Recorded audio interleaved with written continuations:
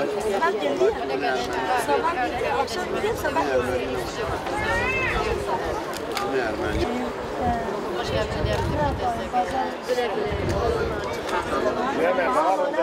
Yarın sabah gitmek dahil sefere beraber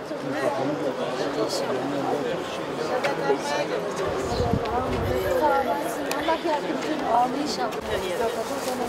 Jalo da zaman kapatana. Jalo zaman kapatana biz gidelim. Hemen yapalım. Hemen yapalım.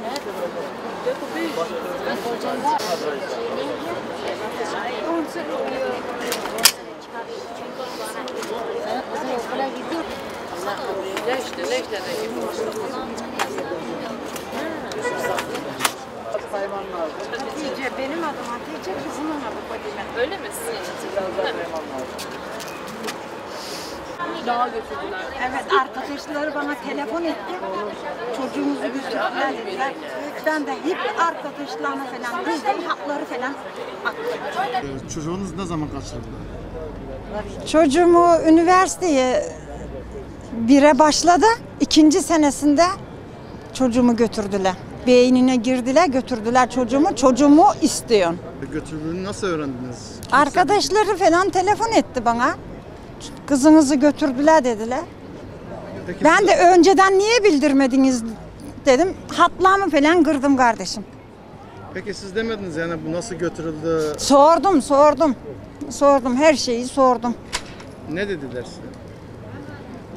Arkadaşları işte yakın yaklaştı dediler. Bahar denilen bir sonra beynine girmiş yavrumun. Peki o zamandan beri kendisine herhangi bir haber Hayır haber yok. Sadece öldü diye bir ben bakmadım, bakmak istemiyorum ama ölmedi benim çocuğum. Ölmedi benim çocuğum. Benim çocuğum versinler benim çocuğumu. Ben anneleri gördüm, annelerden de güç kuvvet aldım. Ondan sonra çıktım meydana, bundan sonra gidebilirim. Her yere gidebilirim. Kızınız sizi duyuyorsa neler söylemek istersiniz? Yavrum, Fadime'm, seni ben ne yokluklarla büyüttüm. Ne olur yuvamıza dön. Çağır. Yavrum,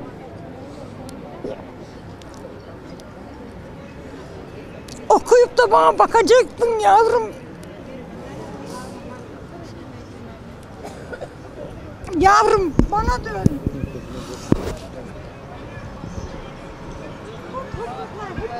Fadime'm, annem bitti ya. Ne olur yuvamıza dön.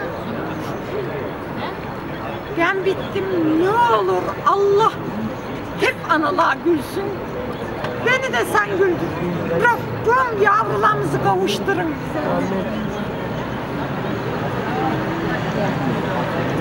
Su içsem bardağımdaysın, yemek yesem kaşığımdaysın yavrum.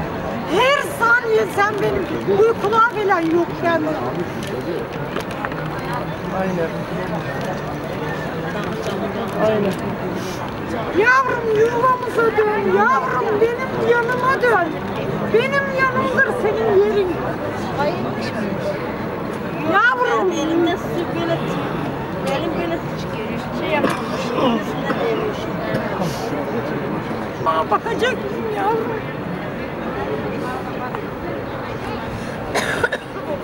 Yavrum bana dön. Bu topraklar hepimize yeter. Beynimi yıkadılar yavrum yuvama dön. Onların çocukları olmuş adam oluyor. Bizim çocuğumuza daha